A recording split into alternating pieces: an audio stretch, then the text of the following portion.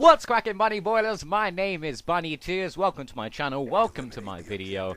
Thanks for watching. First things first, this is a demolition on Hijacked. I'm playing this game with Decky, Zeeds, Tidy Techers, and Halsall. The reason I picked this game, because it kind of started off slow. I died quite a lot trying to get the bomb plant on B, like closer to the end of this round. However, the second round is pretty much just pure rape on our behalf. And I thought that guy was dead, but he wasn't. So it's pure rape on our behalf, because we keep those people, the enemy team, in their spawns so badly that at one point we have 2 dragonfires over the spawns, and they are continuing to spawn there, and we're basically just killing them while they spawn. It was so bad that I actually felt guilty at one point in this video because of what we were doing.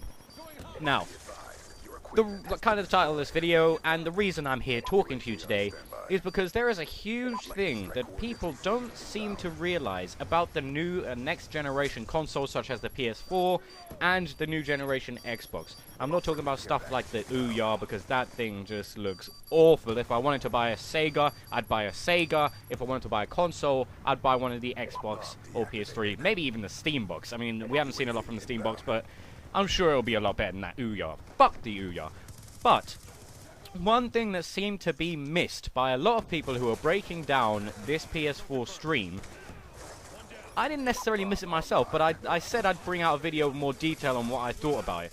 So one thing that was missed is the fact that they are bringing Diablo 3 to console. This might not seem that amazing for people who don't play Diablo 3. Now, I don't play Diablo 3, but I've watched a lot of videos on it. I know a lot about the game.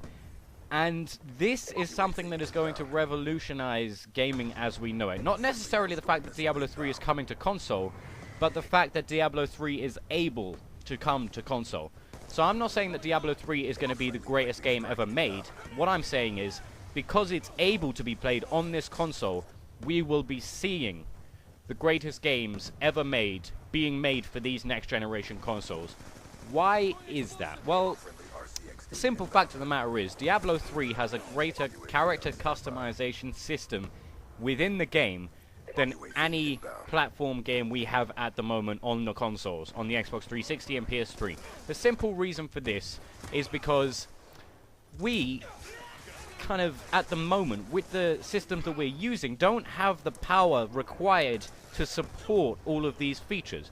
So they could probably make a game about the size of this map, which has all of those custom character creation elements in it. However, it'd be the size of this map, and that's it. However, if they wanted to make a map the size of Skyrim, as well as having all of these insane character customization options that we've seen, it wouldn't be possible with the equipment that we have at the moment. It wouldn't be possible in the Xbox 360, it would not be possible on the PS3. However, with these next generation consoles, you're already starting to see game developers kind of play around with this new technology. For example, Bungie is releasing a game that was called Destiny. A lot of people have been saying that it's a Call of Duty killer, that Call of Duty won't be able to keep up with it, it's not going to be able to do what it used to be able to do. People are going to go from Call of Duty to Destiny. Now, that's not going to happen, but I'll kind of tell you why first. Bungie makes Halo, and Destiny looks like a very similar game to Halo in regards to the general way it plays. Also, the time period seems like it's the same. All the guns are all futuristic and lasery and stuff like that. And every single person I've spoken to, at least, who has chosen Call of Duty over Halo has done so because they don't like the whole let me jump and float 30 feet in the air, and they don't like the whole meow, meow, meow, meow, meow. When you're shooting guns, they much prefer an actual gun, an actual kind of wartime looking like and relating to as a human rather than a space alien. So that's not going to happen, because this Destiny game looks far too similar to Halo to actually take the Call of Duty community away from Call of Duty. But also, the reason they were saying that is because of the fact that Destiny was described as an open world and a shared world first-person shooter. To put this into context, we're going to have to compare it to another game again. World of Warcraft again. Let's say you had World of Warcraft, where you walk around, you see other players, and you play alongside them probably against them in certain cases, probably with them in certain cases. You could also compare it to something like DayZ. Let's say you had a game on the console, which was a first-person shooter, but while going through this game, you had danger coming at you from other players, and you had help coming from other players at the same time, and you would see random other players running around from time to time. Maybe you can kill them and take their stuff. This brings a new level of interest into these games.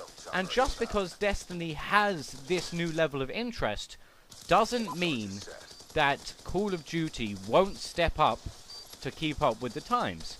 So imagine, if you can, a Call of Duty game where these kind of rules are implemented. Let's say we have a game of Call of Duty where one of the game modes is a huge map where each kill is worth a lot of points.